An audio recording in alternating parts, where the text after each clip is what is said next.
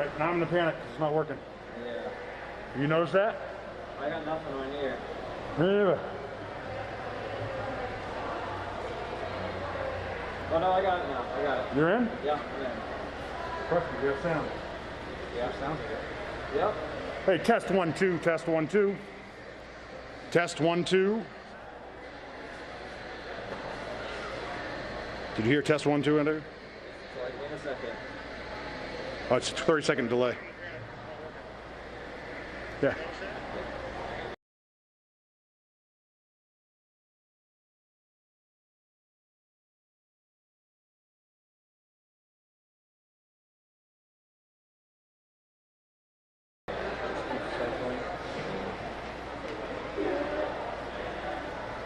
I'll refer the letter, but I'm not sure how to connect it to the Refresh the page.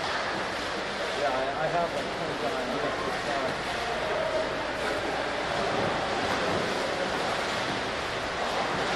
So 1 second. What's up, Becca? What's this? Oh, no, wait, I think we're good now. I think we're good now.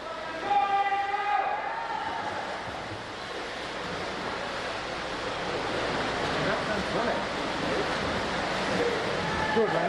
Yeah, perfect. Well, ladies and gentlemen, welcome to the Lewiston Y. After some technical difficulties, we are back up and running. Hopefully you're hearing us. Edward Little High School swimming tonight against Camden Hills. We brought in a swim expert this evening, Bates College men's and women's swim coach Peter Casares, and he's going to update us on what we've missed so far as we try to get the glitches going. Peter, can you update us what we've seen so far? Yeah, well, so far we've got the 200 medley relay in the books, and in first place were the EL boys with a time of 1:59.8. Nice of them to get under 2 minutes there. And the EL girls got second, and the Levitt girls got third. Looks like the EL girls were at 2:10 with some nice splits in there.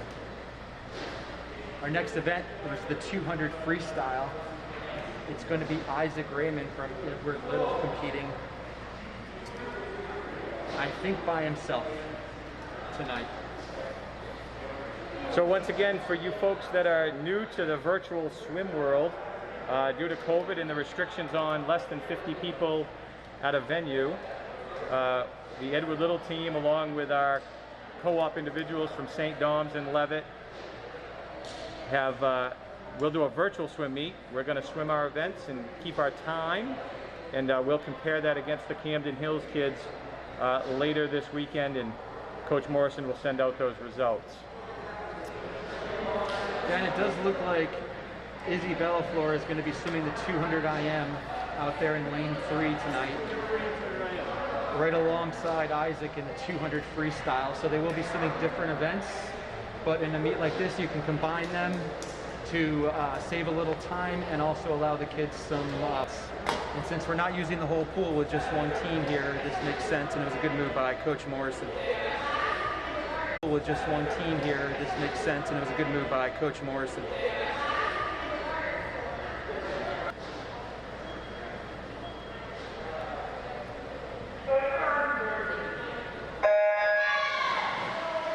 Peter, for novice swim fans, can you tell us what the IM stands for? Yeah, the IM is the individual medley, which is 2 laps of butterfly, 2 laps of backstroke, 2 of breaststroke, and then you come home with 2 laps of freestyle. So it is one of the best events on the docket. It's one of the most all-around.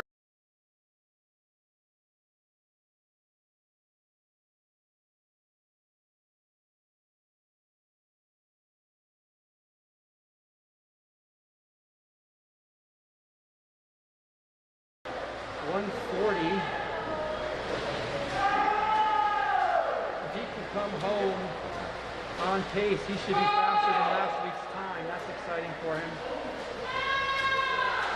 That scoreboard's tough to read, but we'll see what we can do with it. Now Uzi bringing it home after her best leg. Here comes freestyle. Isaac's at 2:05 right now. He's going to be right in that 2:12, 2:14 range I think we're going to see a best time of the season here. He touches in at 2:14. We'll wait for the scoreboard. It should switch around at some time. Seeing Izzy under 2:30 would be great here. She looks like she's cruising in around a 2:28. Another solid swim there. 2:29 here at the in the technological. throw him in the pool. I know what I'm doing. Very good match. That's a good out for Emma Hefty. She can come home in a 31. She's going to be right around a double O, a 101 low. That would be her high school best time. She has come ready to go tonight. A great race for second place between Jaylee and Natalie. Levitt versus St. Dom's. And all of a sudden, there's technical difficulties. Yeah. I swear I'm allergic to 59. I'm not kidding. I swam 4 100s off the blocks yesterday. I got so close to 59. Well, that is your best high school time according to Scott's records. So that's a great place to start, Emma Hefty. The live stream is not working. Yeah, it keeps freezing out. It's going off and on. I'm Don't worry. just letting you know. The hot spot is not, it's not holding it like it did last week. Yeah, I'm doing a great job announcing to nobody though, so I'm practiced up. Yeah, he's ready. He's ready when we do go live. live now though. We should be live. We're live now. Our next appearance. We're going to be live. I'm not swimming the 500. Do it tonight. Absolutely not. Wow, what an honor to have senior captain Emma Hefty come up into the booth and talk with the commentators. Wow. She's feeling great about that 100 free. Always wants to break a minute. Never happy, but she can't complain going to high school best right there, and she was smiling, folks.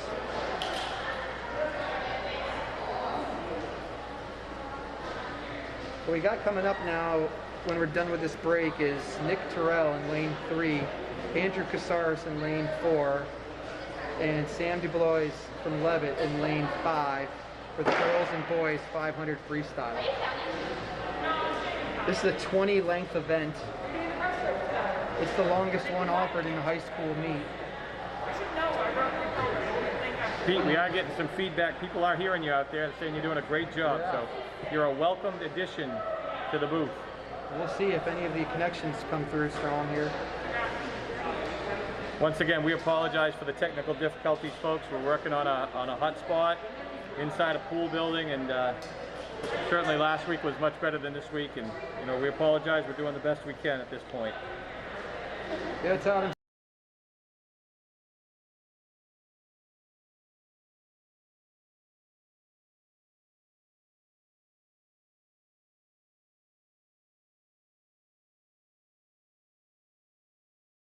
We got Scott Morrison, veteran of the sport, coach of the year. You've got Vanessa Williamson, record holder, All-American in college, and Melissa Paoni, also an All-American and record holder, all helping out these kids. This might be a shortened season, but I don't think they've learned. I don't think they could have learned more or had a better set of coaches on deck helping them out. Yeah, just a quick glance over at that record board. You know, Vanessa still holds one individual record and 2 relay records over there. And you know, not to date her age a little bit, but she did graduate in the early 2000s, so those records have held for over 20 years. So whenever you have somebody with that ability working with our kids, it's just a great opportunity for them. Yeah, not to mention, Vanessa still holds the 200 butterfly record at Bates College. So that record I think set in 2005, 2004 maybe, has not been touched in the entire Casares era. She's that good, folks.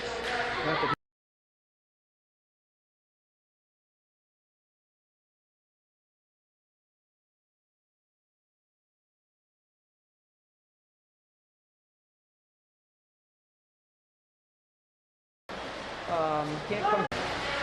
Andrew flipped that 131 for his 150.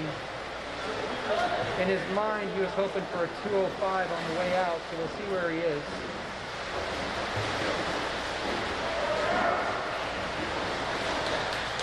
I'm looking here at Nick, trying to do some math. It's not easy for me. I'm just a swim coach, but he's looking strong too.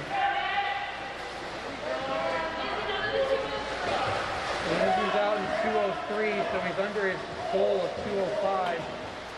That's a good sign. This could be right around 5:20 if he keeps it up, which would be well under that 5:30 he's hoping for.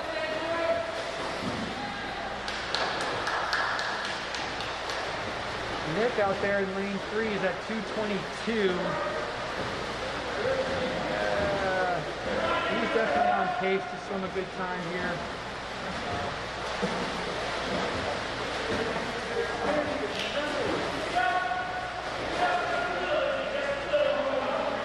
At the 250, Andrew's at 236. If you double that, that's looking at a 5:12.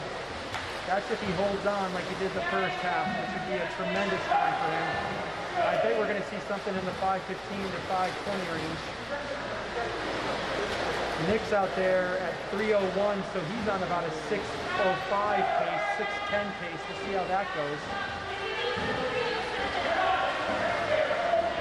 And Sam's coming in. It looks like she's going to be right around 3:20, which is a great first go at this 500. If she can get under 7 minutes, that would be great. You know, one of the things that I've really enjoyed watching the swim athletes under Coach Morrison is they always seem to peak right around KVAC and state time, and that's certainly going to be a challenge with COVID and really only having the KVAC meet coming in a couple of weeks to try to set those goals and get your workouts so that you are peaking at the right time. Exactly. It's always a balance of how hard you work them and how tired should they get so that they can still swim fast and then have that big meet at the end.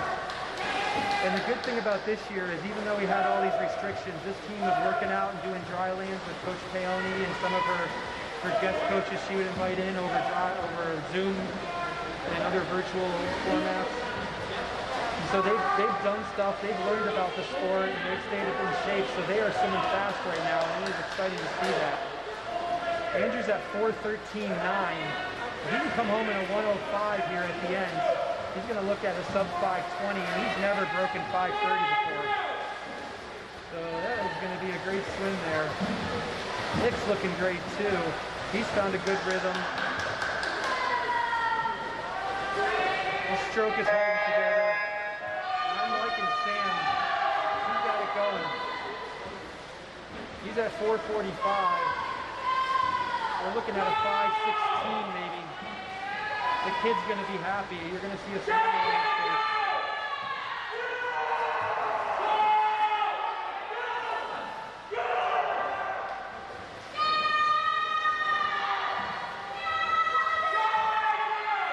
Certainly getting a lot of encouragement from the teammates and the coaching staff. Oh my gosh. Fantastic. The scoreboard has reset, so we're not sure what the time is here. Oh my goodness. We're going to have to go to the backup times for that one. It is got to be right around 5:15 though, folks. I think when they hit the buzzer at the end there to identify the last 50. He seems happy with that, Coach. Yeah, Coach Morrison got a time on him. I think there were some backup times by the assistant coaches. They're saying 5:15. 5:15. It's a huge drop, 15 seconds faster than last year. Yeah, His first go at it. certainly one of the challenges here with COVID during a regular high school meet. We invite the parents and volunteers right up for a front row seat there to be our backup timers. So just another one of those challenges with COVID to try to find those backup timers so that when that scoreboard does malfunction, when a kid has a great time like Andrew just did, you want to make sure that you capture that. Yep. And what a great finish by Nick there. He came flying home with some speed. The kid had the energy in the tank there. He is learning how to swim that 500 better. That's going to be a good time when he hears it from the coaching staff too. Sam's bringing us home here. What an effort. This is the hardest race. One of the hardest, the longest for sure. And she's bringing it home, looking good. Anytime you can finish a 20-length race at a high school level, you are quite the athlete, quite the swimmer. Well done for all three of them. Yeah, I've always said, especially about this event, but swimming in general, you know, there are a lot of high school athletic events, Peter, that you know, you can take a break. You can rest a little bit, but swimming's one of those ones where you can't take a break in these events. You know, your body's working, and obviously you can tell by the, you know, as they stay in the pool there, they're exhausted right now after that race. Yeah. There's no timeouts in these races. That's right. That would be great for your coach to stop you, tell you what's going on, and then send you off on the second half. But the swimmers got to know what pace they're doing. They got to know what's happening. They got to pay attention to how their body's feeling, and they got to push through a lot of pain and agony.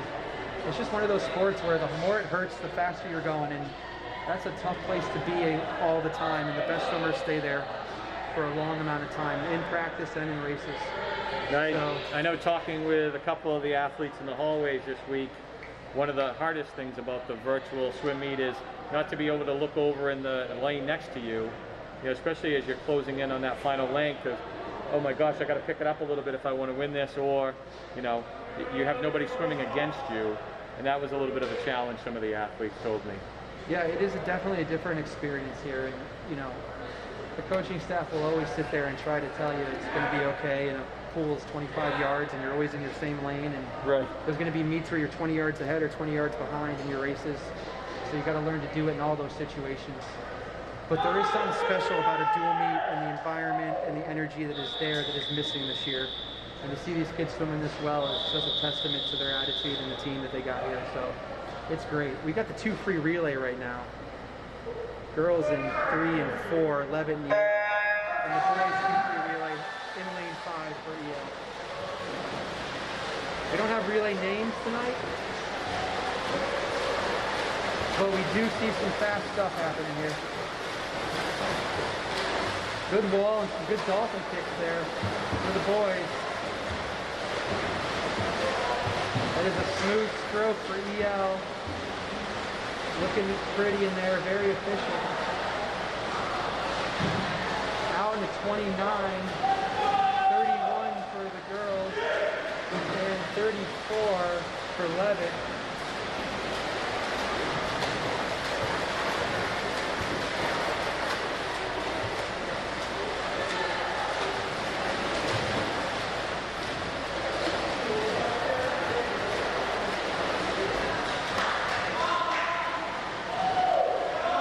Once again, folks, I hope you're able to hear us and be able to watch this. Everything on our end looks like we're live and we're good to go. So I would like to once again thank Lewiston High School and Jason Fuller for his generous time and effort to get us to be able to use his YouTube channel and the camera work. And once again, hopefully you're able to stay at home tonight and enjoy this meet.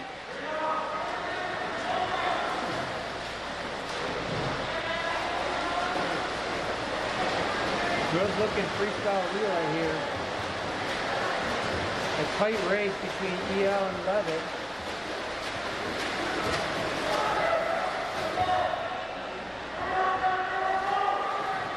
That might be Patrick Manson there coming out.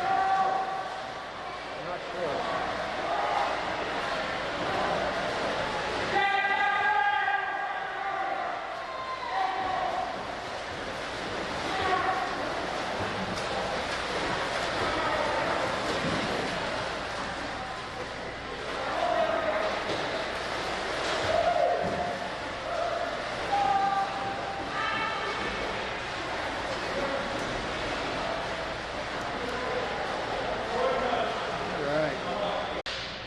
Okay, I think we're back on now. I think we're back on. We're back on now? I believe so. We got a 400 free relay here, folks. Hey, maybe we'll go live here for the last couple of events. This is the last event, The last event. I think next to Emma Hefty, actually, head-to-head. Teammates with their wives. Certainly that will create some competitive... Yeah. It's going to help push both of them for sure. If Emma can get back to that 100 again after doing it earlier, that'd be quite impressive. Andrew's out in something. I don't know what. He's in lane 5, so I probably have no idea what his time is. Let's see if I can start my stopwatch here. After that, we don't have names of the relay participants, so we're going to just enjoy some fast swimming here. Yeah, once again, some computer glitches and the printer wasn't working, and doing the best we can during tough times here with COVID. So hopefully you're able to catch this last event live. Once again, apologize for our technical difficulties this evening. I think we had Emma at 101.1 right on that 100 from earlier today. I think Andrew was like a 56 low, 55 maybe. So a good strong swim after the races today. Always that last one is very tough.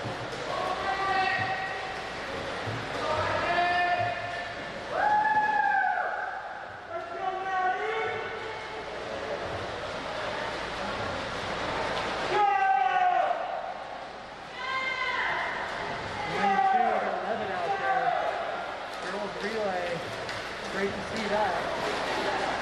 Relay swimming is the best part of high school swimming for sure. Taking an individual sport to the highest team level. Now what's your strategy, Coach, when you think about where do you want to put your swimmer? You want them swimming the first leg, the anchor leg? What are your thought process? Well, you know, I like to save my fastest swimmer for the last.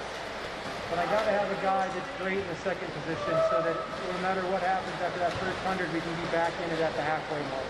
Makes sense. So sometimes you put your fastest kid second so that your team's up in the lead and your other kids get inspired. Because that person can bring you right up into the race and make the other two behind them swim better than they've ever swam because of the pressure and excitement. Sometimes you know you've got a really great number 2 kid that can handle it and do the job and you save that fast guy for the end. Yeah, certainly some of it just getting to know your athletes and getting to know their competitive vibes and where they're gonna perform at their peak. And you know, Coach Morrison's also sometimes putting his kids up in the front leg just so they get a flat start time and they get another chance to get a time that could qualify them for states. Sure. So sometimes you're looking to get an extra swim in there. A good relay race so far. Hardest events to swim right. If you do it really well, you have a hard time getting out of the pool. And it's short and fast, but it is tough. So all these kids that take this on right at the end of the meet after all their events are done are really stepping up and doing something special. I love this event as a swimmer. For me, it was hard. It never hurt as much as it does after 100 free. Mostly because you can go so fast, hold your breath so much. Right. And really just push the limits. The 50's over fast, the 500 is pacing. 100 and the 200 are just two of the toughest events out there. And Wilson Levitt come in. 5:14. Very strong swim there. It was enjoyable.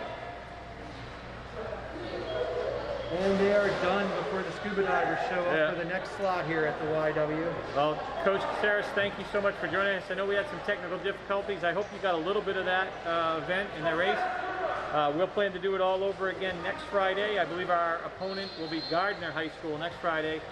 And we'll work hard on the technical end to make sure our hot spot is up and running. But thank you again to Peter Caceres, Max Sampson